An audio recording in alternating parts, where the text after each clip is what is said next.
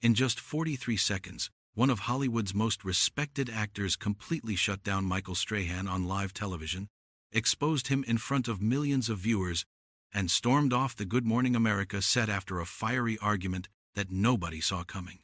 Before we dive into this explosive confrontation, make sure you subscribe to this channel right now.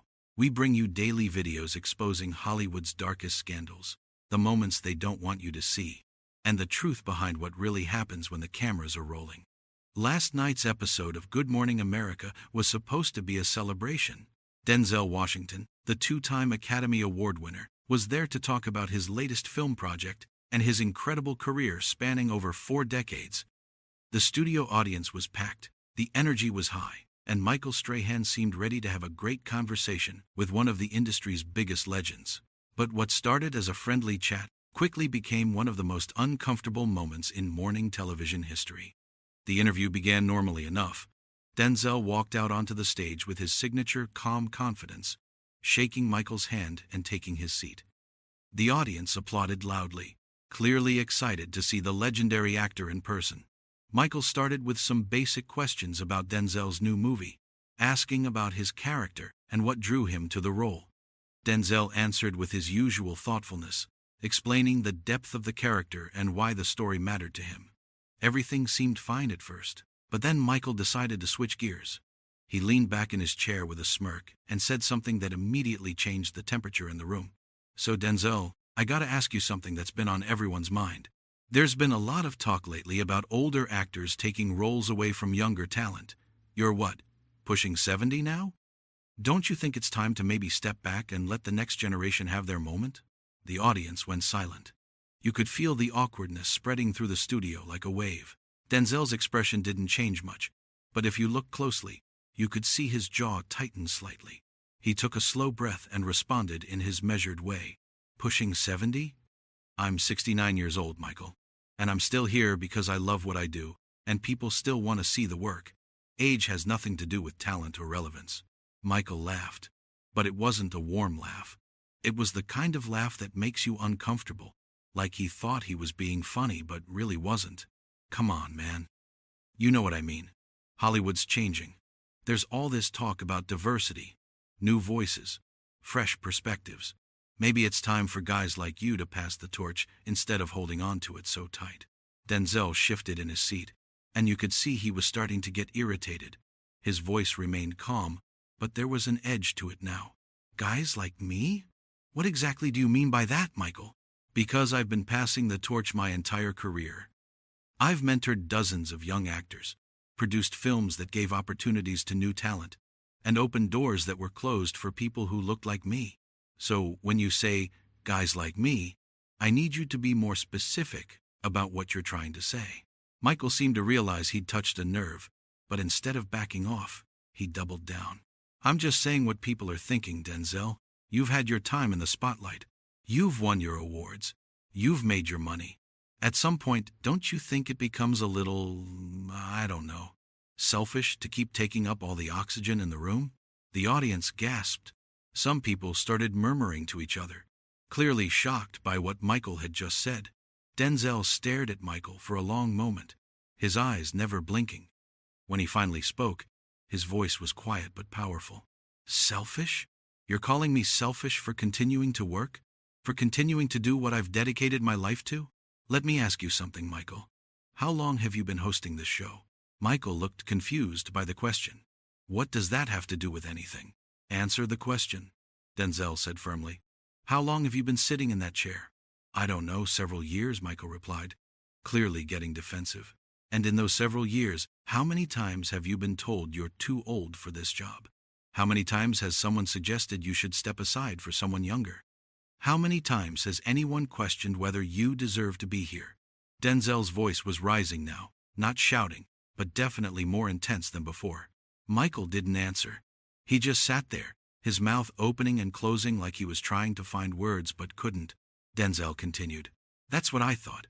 See, here's the difference between you and me, Michael. I earned my place in this industry through decades of hard work, dedication, and talent. I fought for every single role, every single opportunity. I wasn't handed anything. But you You were a football player who got a TV job because you were famous and had a nice smile. And now you're sitting here questioning whether I deserve to still be working? The tension in the studio was thick enough to cut with a knife. Michael's face was turning red, and you could see he was getting angry now. Hey, that's not fair, Denzel. I've worked hard too. I've earned my spot here. Have you? Denzel shot back. Or did you just get lucky? Because from where I'm sitting, it looks like you're exactly what you're accusing me of being. You're taking up a spot that could go to a real journalist, someone who actually studied broadcasting, someone who put in the years to learn the craft. But instead, they gave it to an ex-athlete because he was popular. Michael stood up from his chair, pointing his finger at Denzel. You don't get to come on my show and disrespect me like that. This is my house. Denzel stood up too, and even though he was calm, he was clearly not backing down. Your house? This isn't your house, Michael. This is ABC's house. You're just working here, same as me. And if we're talking about respect, you lost mine the moment you suggested I was too old to do my job. Michael was practically shaking now. I'm the host here. You're the guest. You don't talk to me like that on my show. Then maybe you should act like a professional host instead of an insecure bully, Denzel said coldly. A real host knows how to have a conversation without insulting their guests. A real host prepares thoughtful questions that actually mean something. But you just wanted to create drama. You wanted to get a rise out of me so you could have a viral moment. Well, congratulations, Michael. You got your moment. The producers were clearly panicking off camera. You could see people running around, probably trying to figure out whether to cut to commercial or let this play out. Michael was breathing heavily, his face still red, trying to regain some control of the situation. You know what, Denzel? If you don't like the questions, there's the door. Nobody's forcing you to stay here. Denzel laughed, but it was a bitter laugh. There it is, the classic move. Can't handle the heat, so you kick out the guest. You asked me a disrespectful question. I gave you an honest answer. And now you can't handle it. I'm not kicking you out, Michael said, though his body language suggested otherwise. I'm just saying if you're going to be disrespectful, maybe this isn't the right place for you. Disrespectful? Denzel's voice rose again. You started this, Michael. You came at me with that ageist nonsense about stepping back and being selfish. You questioned my right to keep working, to keep doing what I love, and when I defended myself, when I pointed out your own hypocrisy, suddenly I'm the one being disrespectful? Michael was scrambling now. I wasn't being ageist. I was asking a legitimate question about the industry and… Bullshit. Denzel cut him off, and the audience gasped again at the language. You know exactly what you were doing. You were trying to make me look bad, trying to paint me as some old guy who doesn't know when to quit. But you picked the wrong one today, Michael. I've been in this business longer than you've been out of football, and I know when someone's trying to play games with me. Michael was visibly flustered now, looking to his producers for help. We need to go to commercial. We need to… No, Denzel interrupted. You don't get to cut away now. You wanted to have this conversation on live television, so let's have it. Let's talk about why you really brought me here today. It wasn't to talk about my movie, was it? You wanted to stir up controversy. You wanted headlines. You wanted people talking about Good Morning America. Well, you got it. Michael tried to compose himself, straightening his jacket and attempting to sound authoritative. Denzel, I think we need to take a step back here and what? Denzel demanded.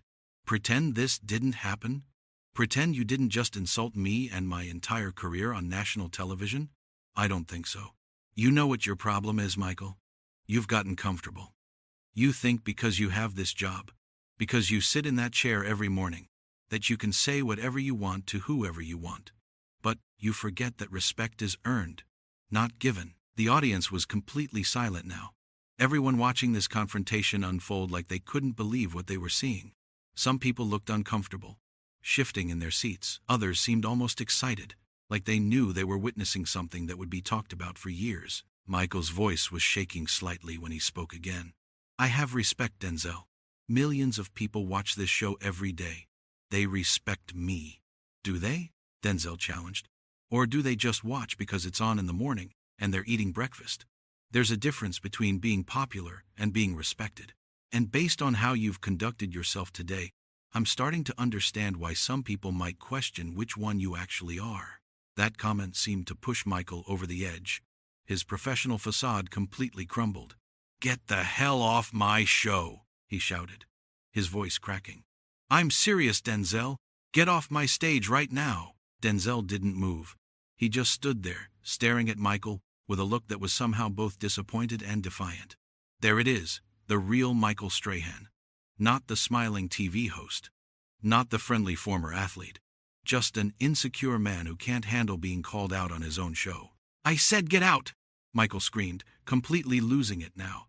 His finger was pointing toward the exit, and his whole body was tense with anger. The producers were definitely trying to cut away now, but the cameras kept rolling. This was live television, and there was no stopping what was happening. Denzel took a slow breath, and when he spoke again, his voice was calm and controlled, which somehow made his words even more powerful. "You want me to leave? Fine, I'll leave. But not because you told me to. I'm leaving because I have too much self-respect to stay on a show hosted by someone who clearly has none." He reached up and removed his microphone, the small clip-on device that had been attached to his jacket. He placed it carefully on the chair where he'd been sitting, taking his time, making sure everyone saw what he was doing. The gesture was deliberate and dignified. "You know what's sad, Michael?" Denzel continued as he straightened his jacket. "You had an opportunity today. You had one of the most respected actors in Hollywood sitting right there, ready to have a real conversation. You could have asked about craft, about the journey, about the lessons learned over 40 years in this business. But instead, you chose to go for the cheap shot. You chose to try to make me look bad so you could look good, and it backfired spectacularly." Michael was breathing hard, his fists clenched at his sides. "Are you done?" "Almost," Denzel said. "Here's some free advice, since you clearly need it. The next time you have a guest on this show, try actually respecting them. Try asking questions that matter. Try being a host instead of a provocateur. Because what you did today, that wasn't journalism. That wasn't entertainment. That was just sad." The entire studio was frozen. Nobody was moving. Nobody was making a sound. It was like everyone was holding their breath, waiting to see what would happen next. Michael's voice was barely above a whisper when he spoke, but it was filled with venom. "Get out of my sight!" Denzel smiled, but it wasn't a warm smile. It was the smile of someone who knew they'd won. "Gladly. Good luck with the rest of your show, Michael. Something tells me you're going to need it." He turned and started walking toward the exit, his stride confident and unhurried. He wasn't running away. He wasn't storming off in anger. He was leaving on his own terms, with his dignity intact. The camera followed him as he walked past the stunned crew members, past the shocked audience members who couldn't believe what they'd just witnessed. Just before he reached the door, Denzel stopped and turned back one more time. Michael was still standing there on the stage, looking lost and embarrassed. The host who'd been so confident at the beginning of the interview now looked small and defeated. "Oh, and Michael?" Denzel called out across the studio. "For what it's worth, I hope you never stop doing what you love. I hope nobody ever tells you you're too old, or that you should step aside. Because despite what happened here today, nobody deserves that. Not even you." With those final words, Denzel Washington walked out of the Good Morning America studio, leaving behind one of the most explosive confrontations in morning television history. The cameras stayed on the empty doorway for a moment, before finally cutting back to Michael, who stood alone on the stage, surrounded by a silent audience and a crew that didn't know what to do. Michael tried to say something, tried to regain some control, but the words wouldn't come. He looked at the camera, then at the audience, then back at the camera. His mouth opened and closed, but nothing came out. For the first time in his career as a host, Michael Strahan was completely speechless.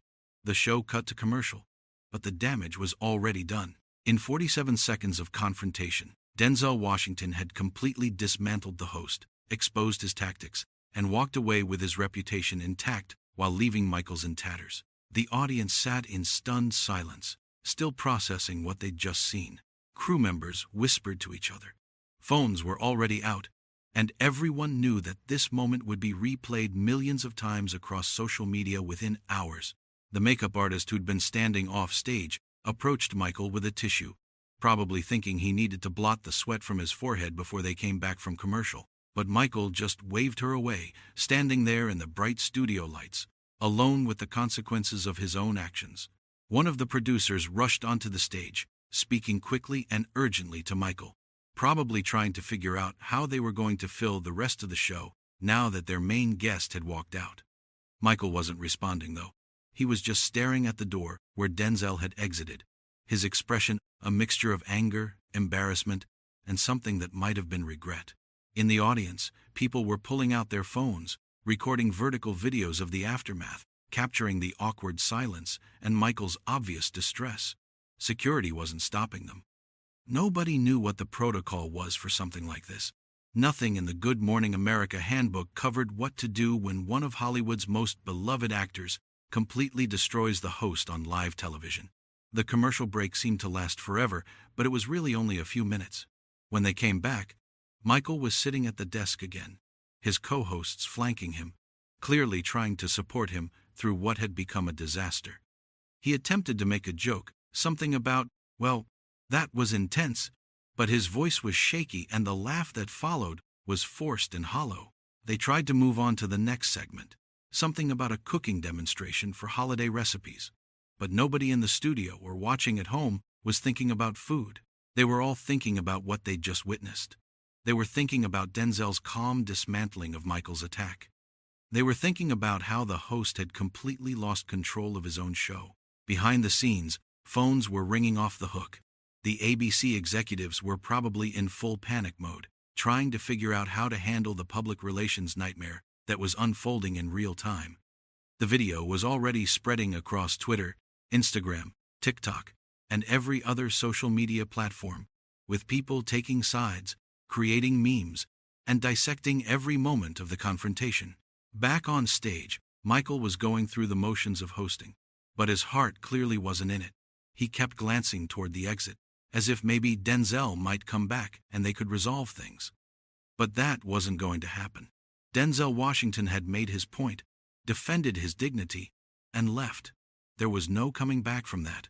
The cooking segment wrapped up awkwardly, with Michael barely paying attention to what the chef was saying. His co-host tried to carry the show, asking questions and keeping the energy up, but the damage had been done.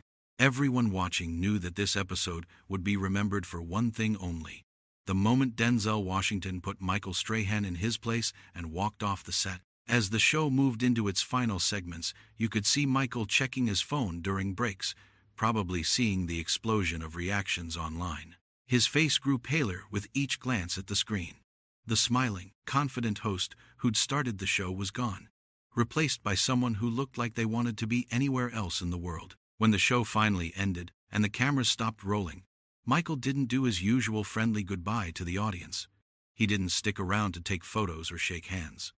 He simply removed his microphone, handed it to a producer, and walked off the stage without saying a word to anyone. His co-hosts looked at each other, concerned, but nobody followed him. They knew he needed space to process what had just happened. The studio audience filed out slowly, everyone talking about what they'd seen. Some people were defending Michael, saying Denzel had overreacted, but most people seemed to understand that Michael had crossed a line, that his questions had been inappropriate and disrespectful, and that Denzel had every right to respond the way he did. Outside the studio, news vans from competing networks were already setting up, ready to report on the confrontation. Entertainment reporters were recording stand-ups, describing what had happened inside. The story was spreading fast, becoming bigger with each passing minute. Inside his dressing room, Michael sat alone, staring at himself in the mirror. The confident TV host who'd walked into the studio that morning was gone, replaced by someone who just learned a hard lesson about respect and humility. His phone kept buzzing with calls and texts, but he ignored them all. There was nothing he could say right now that would make this better. In another part of the city, Denzel Washington was probably already back to his normal day, unfazed by what had happened. He'd stood up for himself, made his point, and moved on. That's what someone with real confidence and self-respect does. They don't dwell on confrontations. They don't second-guess themselves. They simply know their worth and refuse to let anyone diminish it. The confrontation between Denzel Washington and Michael Strahan would go down as one of the most memorable moments in morning television history. not because it was planned or scripted, but because it was raw and real. It showed what happens when someone tries to disrespect a legend and gets called out for it. It showed the difference between someone who's earned their place through talent and hard work and someone who might still be figuring out how to properly use the platform they've been given. As the day went on, more and more people weighed in on what had happened. Fellow actors came to Denzel's defense, praising him for standing up to ageism in Hollywood. Media critics questioned Michael's interview tactics and whether he'd been trying to manufacture controversy. Some defended Michael, saying he was just asking tough questions. But those voices were quickly drowned out by the overwhelming support for Denzel. The incident sparked larger conversations about respect in the entertainment industry, about how guests should be treated on talk shows, and about the problem of ageism in Hollywood. It became more than just a confrontation between two men. It became a cultural moment that people would reference for years to come. But in that moment, in the immediate aftermath of Denzel's exit, all anyone could think about was the powerful image of a legendary actor standing up for himself, refusing to be disrespected, and walking away with his head held high, and the equally powerful image of a host who'd lost control of his show, his composure, and possibly his credibility, all in the span of a few minutes. The door that Denzel had walked through remained closed, a physical barrier that represented the bridge that had been burned between host and guest. There would be no reconciliation, no apology segment, no attempt to smooth things over. What happened had happened, and now everyone involved would have to live with the consequences. Michael would have to figure out how to move forward as a host after being publicly called out and embarrassed on his own show. His producers would have to decide how to address what happened and whether any changes needed to be made to prevent similar incidents in the future. And Denzel? He would continue being Denzel Washington, a respected actor and filmmaker who'd simply defended himself against an unfair attack and come out on top.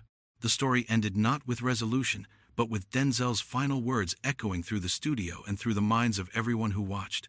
"I hope nobody ever tells you you're too old or that you should step aside. Because despite what happened here today, nobody deserves that.